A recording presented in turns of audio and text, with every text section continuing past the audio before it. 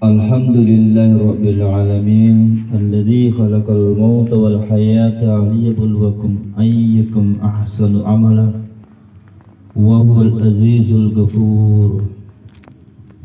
Ashhadu an la ilaha illallah wahdahu la syarika lah wa ashhadu anna Muhammadan abduhu wa rasuluh. Allahumma salli wa sallim wa barik ala sayyidina Muhammad wa ala alihi wa sahbihi ajma'in. Qala Allah subhanahu wa ta'ala fil Qur'anil Karim, A'udzu billahi minasy syaithanir rajim. Wa likulli ummatin ajal fa idza jat ajaluhum la yastakhiruna sa'atan wa la yastaqdimun. Wa qala Rasulullah sallallahu alaihi wasallam, kullu ummati yadkhuluna al-jannah illa man aba. Qila man ya'ba ya Rasulullah? Qala man ata'ani dakhala al-jannah wa man asani faqad aba. Sadaqallahu azim wa sadaqa rasulul karim. Ma'asyiral muslimin dan muslimat yang dirahmati Allah Subhanahu wa taala. Pertama-tama yang sama-sama kita hormati Bapak Kapten Suhaimin, Kepala Rumah Sakit Tentara, bersama Ibu Pak Ustadz Suradin yang telah membacakan ayat-ayat suci Al-Quran kepada kita semua, para tokoh agama, tokoh masyarakat yang hadir yang sama-sama kita muliakan, Pak RT dan Pak RW yang menjadi MC juga, ini adalah ketua RT juga, tokoh masyarakat, tokoh wanita, tokoh pemuda, dan semua hadirin yang sama-sama dirahmati Allah Subhanahu wa taala. Maafkan saya tidak bisa sebut satu persatu nama dan jabatan kita. Masyarakat muslimin dan muslimat yang dirahmati Allah Subhanahu wa taala, tidak terasa 3 hari yang lalu orang tua kita Kang Nuria telah wafat. Sebentar sekali ya. Seperti baru kemarin Pak Kunan. Allahu Akbar.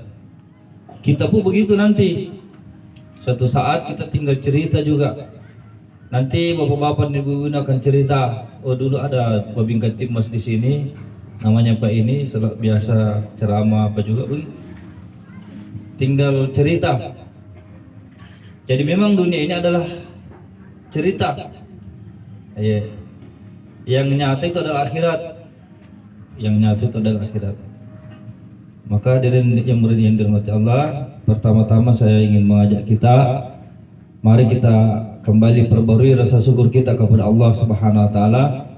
Allah Subhanahu wa taala malam ini masih beri kita nikmat. Ya, nikmat bisa berjalan, bisa berdiri, bisa melihat, bisa makan semua. Jika Allah Ta'ala tidak memberi kita nikmat, maka kita tidak bisa buat apa-apa. Bisa berbicara pun jangankan berbicara, mengedipkan mata saja. Ya, jadi kedipan mata ini nikmat juga dari Allah. Kira-kira jika di antara kita ada yang tidak bisa berkedip, tidak usah 1 hari, 1 jam saja mata kita tidak berkedip, maka pasti kita akan susah masuk itu debu di mata kita. Mata kita akan menjadi kabur hadirin, sakit ujung-ujungnya. Maka kita selalu perbarui rasa syukur kita kepada Allah SWT, bersyukur atas segala nikmat yang Allah berikan kepada kita semua. Salam dan salawat senantiasa kita kirimkan kepada Nabi kita, baginda Rasulullah Nabi Muhammad sallallahu alaihi wasallam. Ya, ini bulan-bulan kelahiran beliau, bahkan besok. Ya, besok itu tepat hari kelahiran beliau. Ya, ulang tahunnya beliau besok. Baginda Rasulullah Nabi Muhammad sallallahu alaihi wasallam. Kelahiran beliau ini, ya, asbab kelahiran beliau, maka semua patung-patung berhala-berhala yang ada di Makkah waktu itu, yang ada di Ka'bah 200 lebih itu patung-patung tumbang dengan sendirinya. Ketika beliau lahir, api Majusi yang disembah oleh orang Majusi itu padam dengan sendirinya.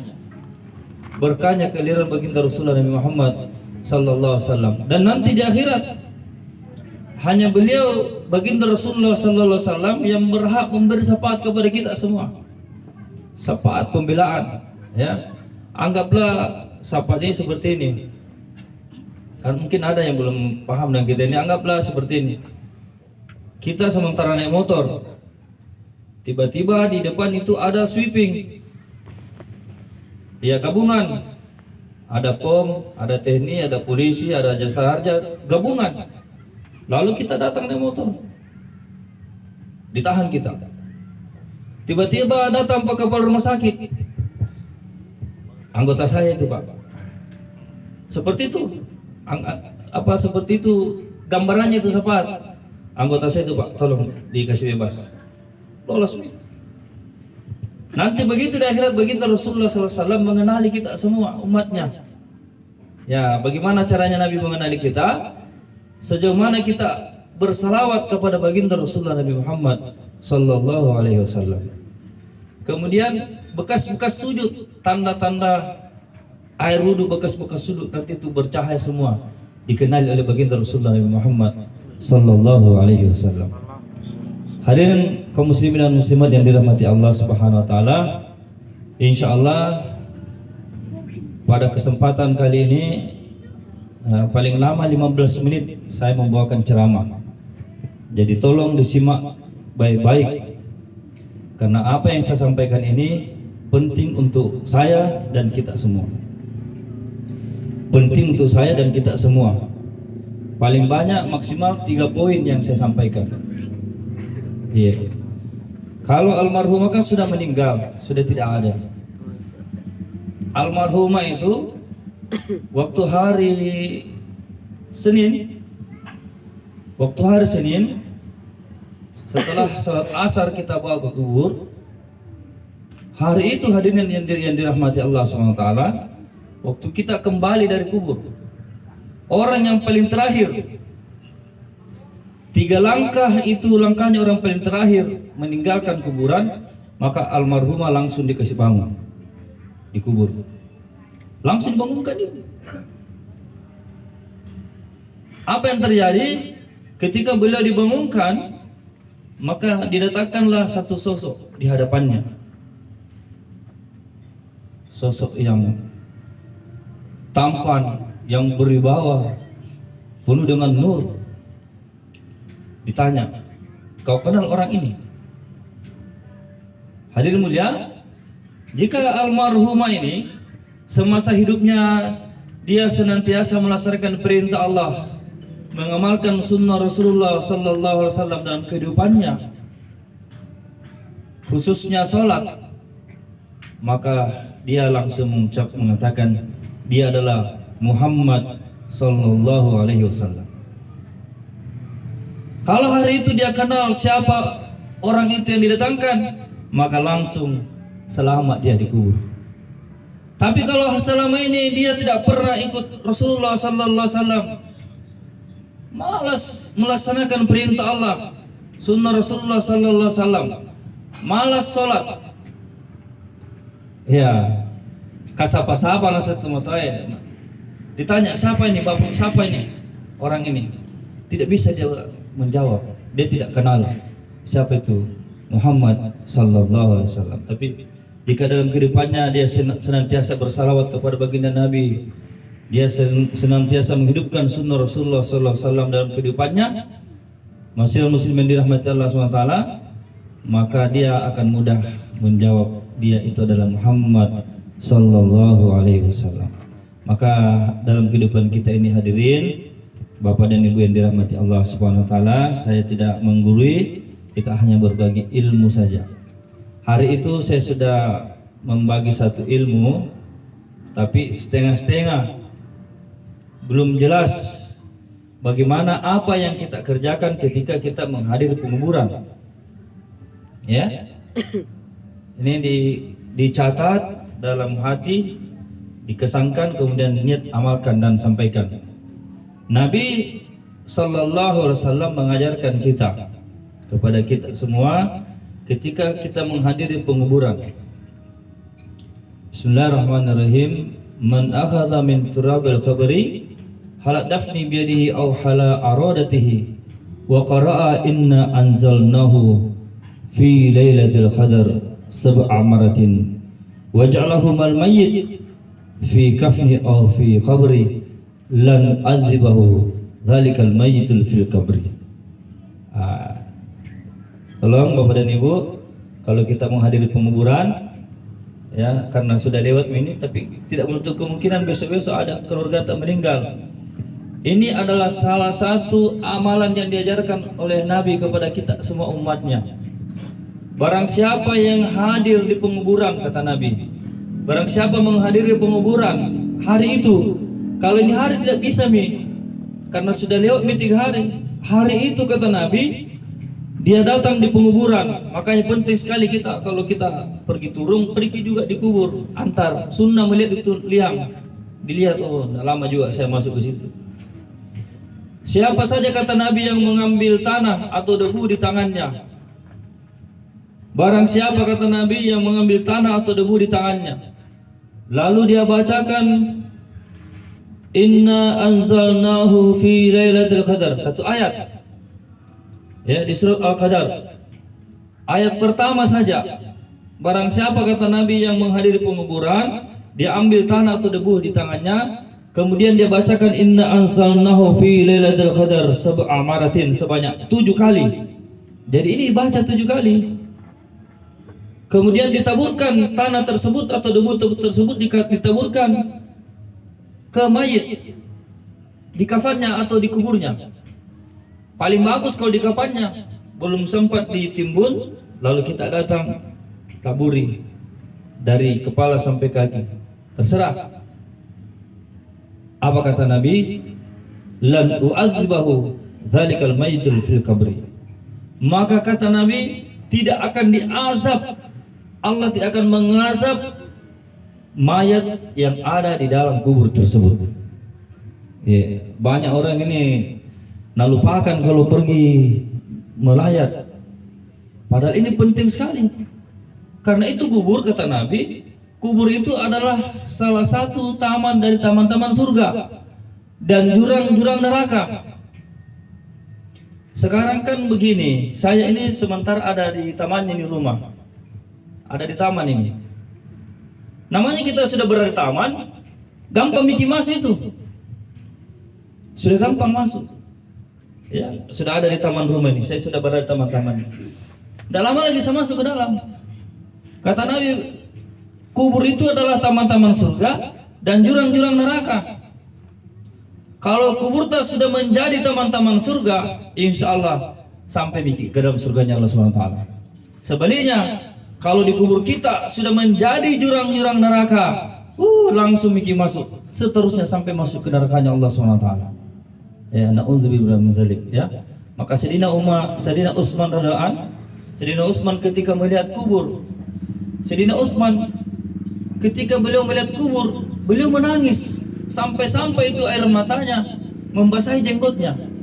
Ditanya, "Ya Amirul Mukminin, kenapa kalau lihat kubur begitu sedihnya? Tidak seperti jika diceritakan neraka kepadamu." Dia bilang, Sayyidina Utsman katakan, "Wahai sahabatku, ketahui bahwa Nabi bersabda, ini kubur adalah salah satu taman-taman surga dan jurang-jurang neraka." Jadi kalau kita di kubur sudah bermasalah, bermasalah begitu terus itu. Tapi kalau kubur kita sudah menjadi taman-taman surga, insya Allah nanti endingnya adalah di dalam surganya Allah SWT. Salah satunya tadi itu bantu orang mati. Jadi ketika kita mati, hadirin mulia, maka ambil tanah atau debu, kita bacakan Inna anzalnahu fi lailatul qadar sab'a maratin, sebanyak 7 kali ditaburkan ke kuburnya. Insya Allah kuburnya akan menjadi taman-taman surga. Ya.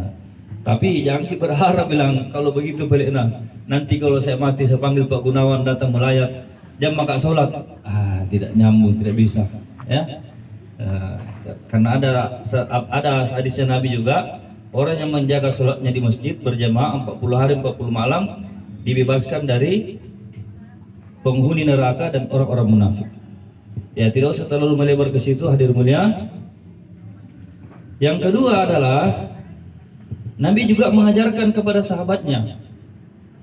Satu orang bernama sahabat namanya Hudzaifah radhiyallahu anhu.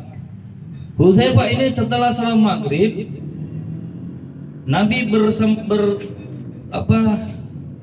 berdampingan dengan sahabat. Setelah beliau salat maghrib, hadirin dirahmati Allah SWT, na tempai na tepuk pundaknya. Bagaimana biasa kita tepuk? Dia tepuk pundaknya, izin pundak dia tepuk. Kata Nabi, Hudzaifah, jika engkau selesai salat maghrib, ya, berlalu minta di saat itu, tolong dicatat. Jika engkau selesai salat maghrib, kata Nabi, jangan lupa membaca doa ini. Bapak dan Ibu, jika engkau selesai salat maghrib, kata Nabi, jangan lupa membaca doa ini sebanyak 7 kali. Jika engkau baca doa ini sebanyak 7 kali setelah salat maghrib, lalu kau mati malam itu, kata Nabi, maka api neraka tidak akan menyentuhmu. Allahu Akbar. Wa ma yantiqu anil hawa in huwa illa wahyu yuha. Apa yang dikatakan Nabi itu bukan karena nafsunya, tapi wahyu dari Allah Subhanahu wa taala. Ya. Apa yang dikatakan Nabi? Sehingga Abu Hurairah radhiyallahu anhu, sahabat, pernah satu kali berhenti mencatat sabdanya Nabi. Ditegur oleh sahabat, Abu Hurairah, kenapa kau catat semua itu apa yang dikatakan Nabi? Nah, dia juga marah. Iya, dia manusia marah juga. Kenapa kau Dia berhenti. Ketika dia berhenti, Nabi tegur dia. Abu Hurairah, kenapa kau berhenti tegur saya punya sabda? Saya punya perkataan, kenapa? Nabi bilang itu sahabat, ya Rasulullah, katanya kita juga marah, manusia biasa juga. Oh tidak. Kata Nabi, apa yang saya ucapkan dalam keadaan bercanda, marah ataupun tidak marah, itu adalah wahyu dari Allah Subhanahu wa taala. Jadi Nabi itu suci, Pak. Tidak ada dia itu bilang kata-katanya, tidak. Wahyu dari Allah Subhanahu wa taala. Kata Nabi, barang siapa yang membaca doa ini, saya ulangi sekali lagi, barang siapa membaca doa ini sebanyak 7 kali setelah salat maghrib, lalu dia mati malam itu, maka api neraka tidak akan menyentuhnya. Dan setelah salat subuh dia baca. Barang siapa membaca doa ini setelah dia salat subuh 7 kali, kata Nabi, lalu dia mati siang itu, maka api neraka tidak akan menyentuhnya. Doanya bagaimana Bapak dan Ibu yang dirahmati Allah SWT? Doanya pendek dan gampang dihafal. Doanya ringkas dan mudah dihafal. Iya. Tolong didengar dan dihafal. Kalau ibu-ibu majelis taklim biasa itu, atau ibu persid biasa itu, hafal ini doa ini. Ya, selalu diwirid-wiridkan kalau kita zikir pagi petang. Bismillahirrahmanirrahim. Allahumma ajirni minan nar. Allahumma ajirni minan nar. Allahumma ajirni minan nar. Selangi lagi. Doanya, Allahumma ajirni minan nar. Allahumma ajirni minan nar. Allahumma ajirni minan nar. Barang siapa, kata Nabi, membaca doa ini setelah dia salat maghrib, lalu dia mati malam itu, maka api neraka tidak akan menyentuhnya. Dia baca setelah salat subuh 7 kali, dia baca doa ini, maka api neraka tidak akan menyentuhnya jika dia mati pada siang itu. Ya, yang begini sebenarnya yang perlu kita pelajari baik-baik. Tidak usah ceramah takziah yang lucu-lucu sampai terbahak-bahak. Iya. Tidak ada gunanya, pulang juga tidak ada didapat. Tapi kalau Bapak dan Ibu menyimak dengan baik pembicaraan saya ini, insyaallah nur kalamullah, nur sabda Rasulullah sallallahu alaihi wasallam akan masuk ke dalam hati kita. Selain doanya, Allahumma ajirni minan nar. Allahumma ajirni minan nar. Sudah 2. 3 yang saya mau sampaikan. Yang satu lagi, yang insya Allah jika kita amalkan ini, maka kita bisa selamat dari siksa neraka dan masuk ke dalam surganya Allah Subhanahu wa taala. Nabi sallallahu alaihi wasallam bersabda, Bismillahirrahmanirrahim, man qara'a ayatul kursi fi dubri kulli salatin maktubah lam ya'nahu min duhulil jannah illa ayyamutu. Apa artinya? Artinya adalah barang siapa, kata Nabi, yang membaca ayat kursi. Masih adakah di antara kita yang tidak hafal ayat kursi di sini? Barang siapa, kata Nabi, yang membaca ayat kursi setiap selesai melaksanakan salat fardu. Man qara'a ayatul kursi fi duburi kulli salatin maktubah lam ya'nahu min duhulil jannah illa ayyamutu. Barang siapa yang membaca ayat kursi setiap selesai melaksanakan salat fardu, kata Nabi, maka tidak ada yang bisa menghalanginya masuk surga illa ayyamutu, kecuali kematiannya. Mati masuk surga. Jadi nanti di akhirat itu, Pak, Bapak dan Ibu, ada orang mati pas mati di dunia, lalu dia bangkit. Di mana saya? Malaikat katakan kamu sudah ada di surga. Kok bisa? Kan ada, mana itu alam barzakh,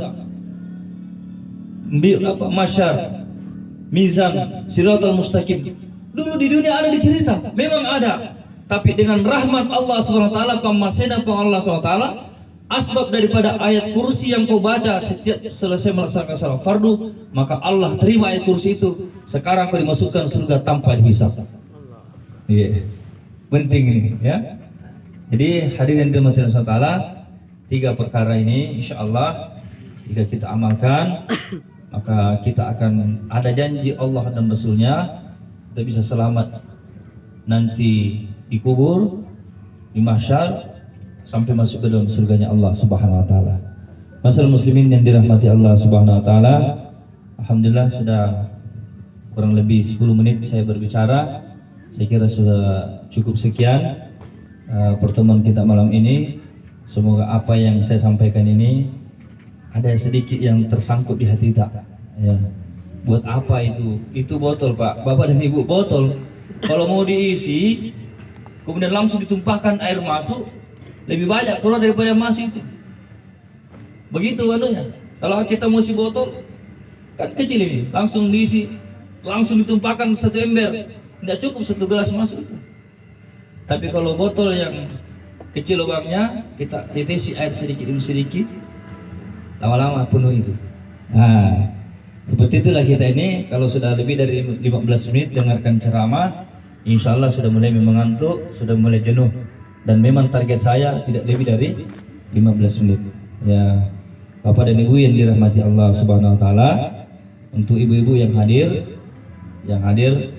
ini ibu-ibu perlu sedikit stressing, istilahnya kesepimas. Mudah sekali gini perempuan masuk surga. Sangat mudah perempuan masuk surga. Yang Ki bilang, Mona bilang barangkali Pak Babi ngerti masih, dia bilang suruh suami pergi menikah. Tidak je, tidak je. Ya. Tidak. Palingan kita bilang, kalau kita ceramah seperti itu, dia bilang ibu-ibu, istriku juga bilang, masih banyak jalan masuk surga selain itu. Ya.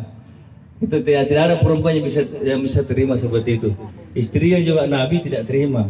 Ya, cuman istri Nabi itu adalah istri soleha, istri yang taat kepada baginda Nabi Sallallahu Alaihi Wasallam. Jadi ibu-ibu kalau mau masuk surga, gampang, hanya 5 saja yang perlu diperhatikan.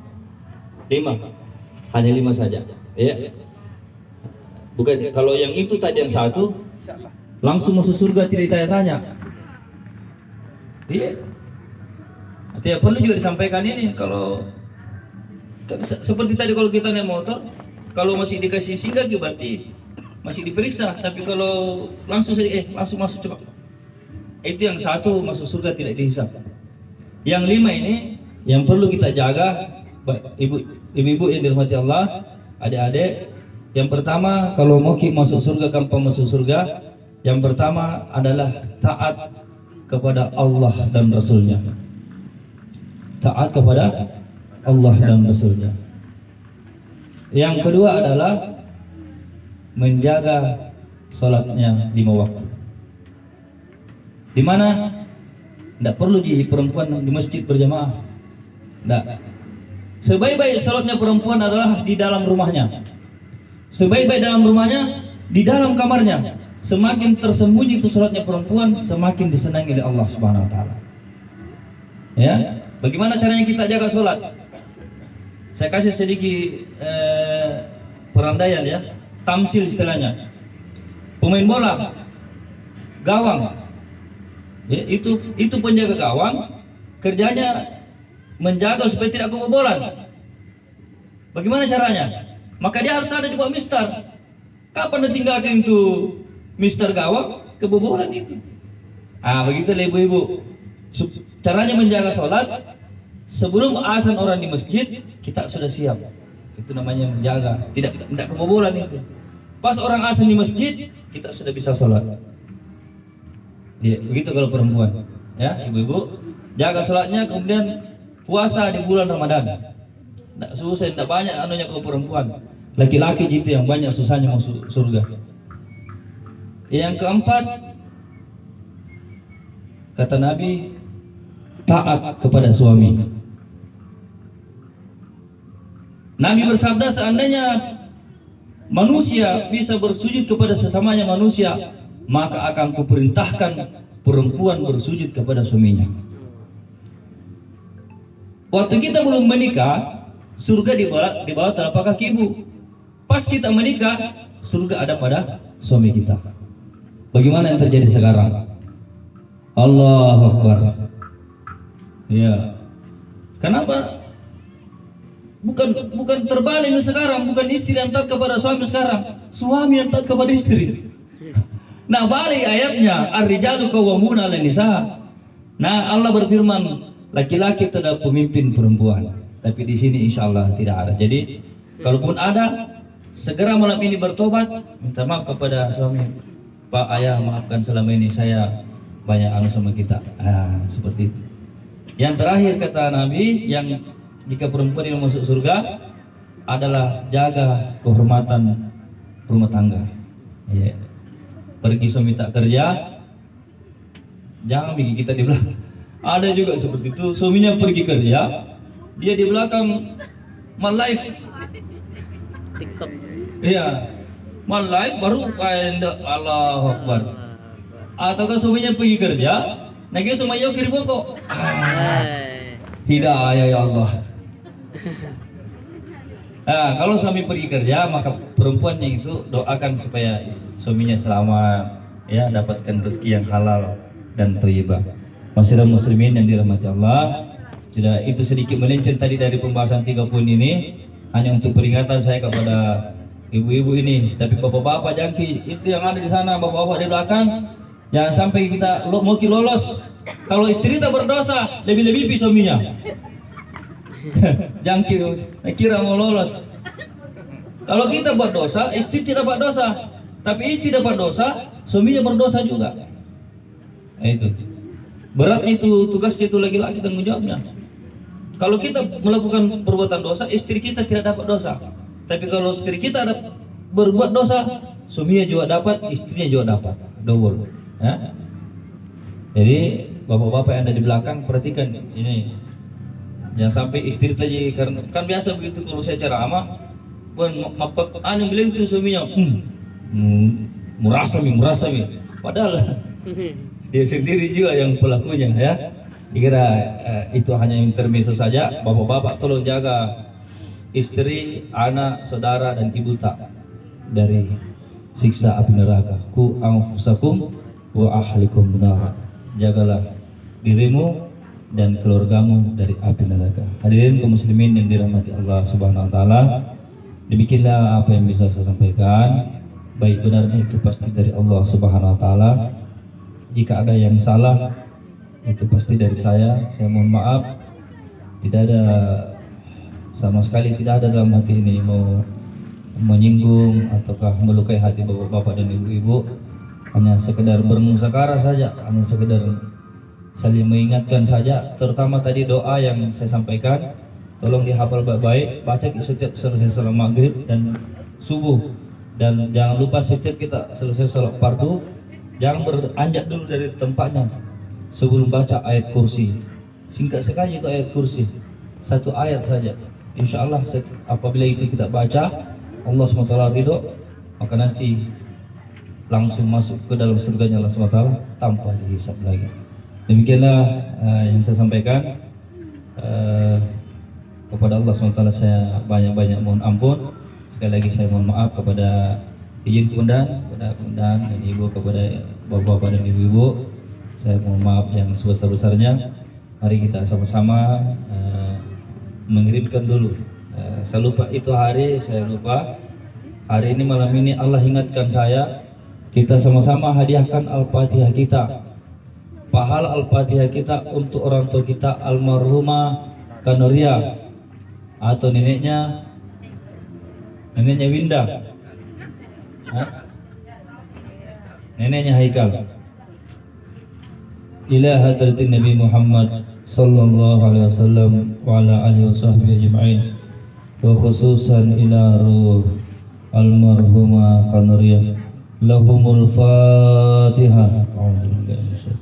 Bismillahirrahmanirrahim. Alhamdulillah.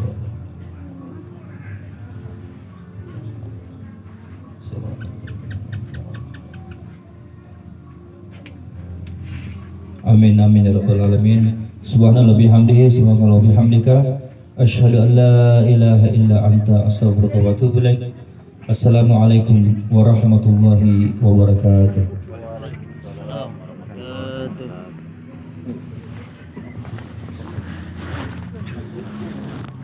Bapak Ibu sidang jamaah takziah yang dirahmati oleh Allah Subhanahu wa taala, demikianlah ceramah takziah atau ceramah agama yang disampaikan oleh Bapak Bribka Gunawan, dan saya selaku pembawa acara mewakili keluarga mengucapkan banyak-banyak terima kasih. Mudah-mudahan apa yang disampaikan dapat bermanfaat bagi kita semua dan bisa dijadikan pembelajaran kita semua. Dan mari kita mengakhiri acara malam takziah ini dengan bersama-sama membaca hamdalah. Alhamdulillahirabbil alamin. Lebih dan kurangnya mohon dimaafkan. Wabillahi taufiq wal hidayah. Wassalamualaikum warahmatullahi wabarakatuh.